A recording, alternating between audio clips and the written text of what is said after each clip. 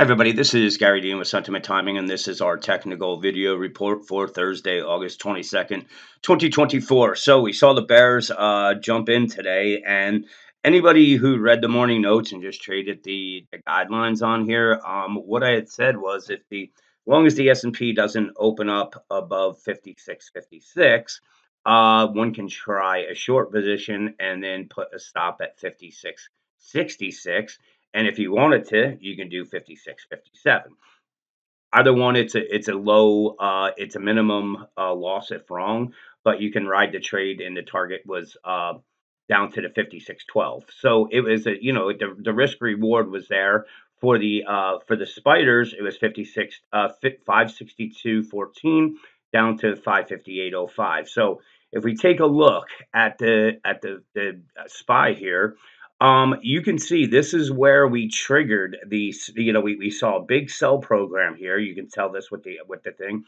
Our momentum, our trend indicator turned bearish. But from here, you had to be a little bit careful because if we look at the 15-minute chart, this was on a buy signal, and that did not change until we got below the 560 level.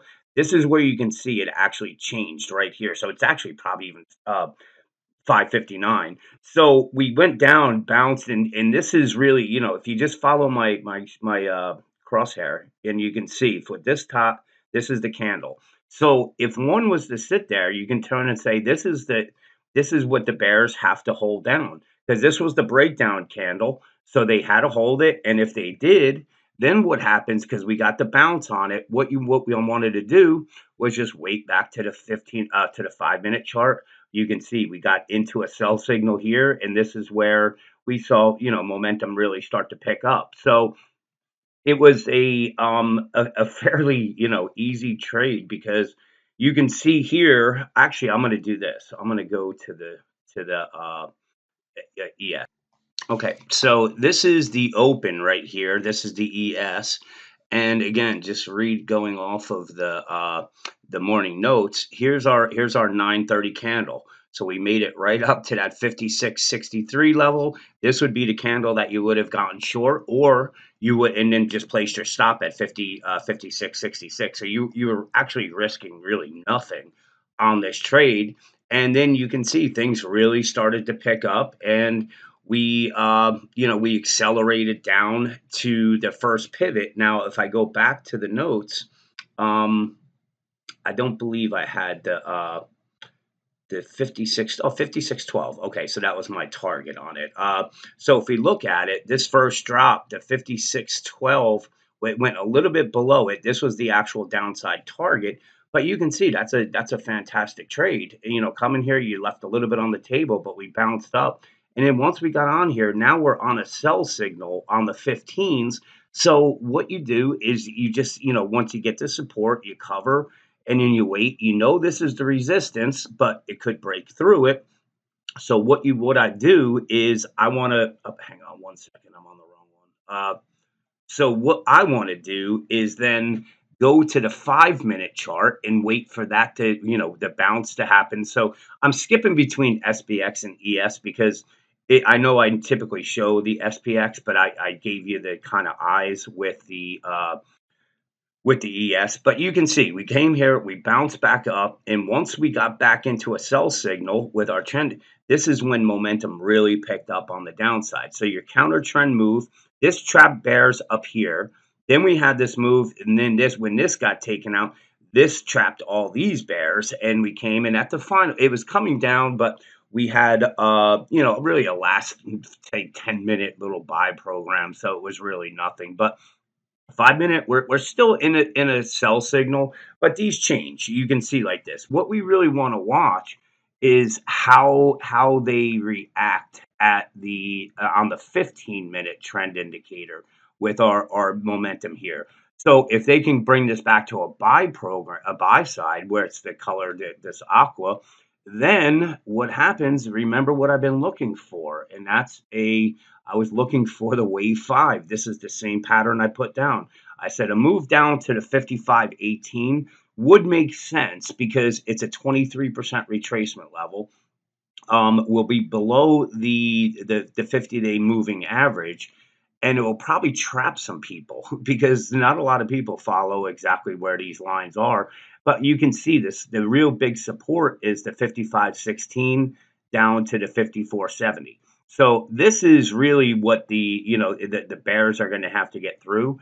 And I don't know if they are. Let's say one of these two levels hold, the 55.18 or the 54.41. Again, just what I've been showing you is one, two, three. This would be the four, and then a wave five up, and it would probably be done in one shot type thing where, we get that big move up and we either test this high again, or what we do, we break it and then we start making a run for the all-time highs. But the problem with that is that it's going to be a wave five of five. And if you remember on the daily chart, this is the wave five. So right now we're in this wave here. We have, you can't really see it, it's on a daily, but you can just see one, two, three, this is four, and then this would be five. And that's when, from that level, where we're going to see a 4, 5, 600 point drop, where I wouldn't even be surprised, honestly, which I'm almost expecting that these lows will get taken out. Not, I'm sorry, what am I talking about? These lows right here. I'm like, I forgot I was on the daily chart. These lows right here will be taken out, and I believe that we're going to be heading down below the 5,000 area. But that's just hearsay. We need to, that's just a pattern, my preferred pattern. It's not a what I'm trading right now. It just makes the most sense if something like that happens. So you can see pretty overbought right here. If we do get a dropping up, I don't think we're going to get bearish divergences on the daily chart. So we have to expect some chop. So the daily chart, since we don't have any sell signals, it's on a sell signal. I mean, it's on a buy signal. And if it comes down and then up again, what that may do is actually start bringing down momentum. And then that would give us a clue that we're going to break above here and go to here. And then we're going to start seeing bearish divergences like this, which cause this 10% move. So the daily chart is saying just keep an open mind that this dip is going to get bought and we're coming up, but it should give us some sell signals. The 60-minute chart is saying that we're in the wave four down, support anywhere from the 55.18 to the 54.75. This is the major support, even down to the 54.41. This is the major support that needs to hold.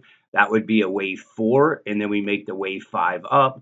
And again, that's where we should get some sell signals. So if you look at the 15-minute chart, here you can see we have some buy signals here. So this is why, I even though I was giving the pivots out in the room, I didn't send any alerts out via text message because these moves are going so fast, and if unless you're at your computer at all times, I don't want to get somebody into a trade and then next thing they know it, they're 30 points underwater with the S&P. So when it's moving really fast like this, it's hard to put on big trades. But the thing was looking in the right direction. It was always on the short side.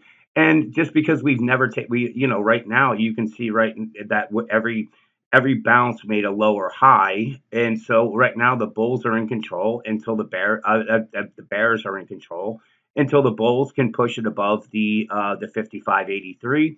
If they do that, then we have this resistance right at the 55.92 level, which is the moving average as well as the 38% retracement. But if this is going to be impulsive, I wouldn't be surprised to see us come up and test these levels again. Maybe even come up and test this high. So we're going to get some pretty whipsaw action coming. We have the Jackson Hole meeting. It's going to be volatile, but I don't think anything is going to come out. But you know what? If it does, it does. We just trade it from there. So let's see what plays out tomorrow. Have a great night, and I'll talk to you guys in the morning.